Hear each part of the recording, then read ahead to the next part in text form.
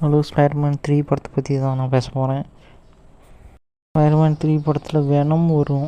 அது எப்படி வரும் அப்படின்னு பார்த்தீங்கன்னா, வேற்று கிரகத்துலேருந்து பீட்டர் பார்க்கர் வண்டியில் ஓட்டிகிட்டு வரும், பூமிக்கு வந்து வரும்.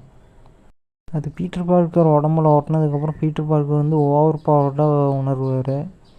எம்ஜேவுக்கும் பீட்டர் பார்க்கருக்கும் நல்ல ரிலேஷன்ஷிப் இருந்திருக்கும். அதெல்லாம் கொஞ்சம் கொஞ்சமாக இழந்து பீட்டர் பார்க்கர் கொஞ்சம் ஒரு சேட்டை பண்ணுற மாதிரி போய் அதுக்கப்புறம் பார்த்திங்கன்னா கொஞ்சம் கெட்டவராகவே மாறி இருப்பார். பாரில் சண்டை போட்டிருப்பார். அதுக்கப்புறம் பார்த்திங்கன்னா பீட்டர் பார்க்கருக்கும் கொன்னுக்கும் ரிலேஷன்ஷிப் வந்திருக்கும். அதுவும் கொஞ்சம் விலகி போயிடுவாங்க. அதுக்கப்புறம் பார்த்திங்கன்னா அந்த வெனம் வந்து எடி பிராக் மேலே ஒட்டியிருக்கும். அதுக்கப்புறம் பீட்டர் பார்க்கரை பழி வாங்க நினைப்பார். ஏன்னா எடி பிராக் பண்ண தப்பு பீட்டர் பார்க்கர் வந்து எல்லோரும் முன்னாடி சொல்லிடுவார். அதனால் இப்போ பீட்டர் பார்க்கர் பழி வாங்க பார்ப்பார். அதுக்காக கொன்னை கடத்திடுவாங்க.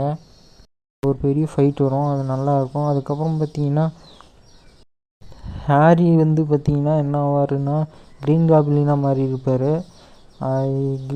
ஸ்பைடர்மேனுக்கும் க்ரீன் காப்ளினுக்கும் நடக்கிற ஃபைட் நல்லாயிருக்கும்.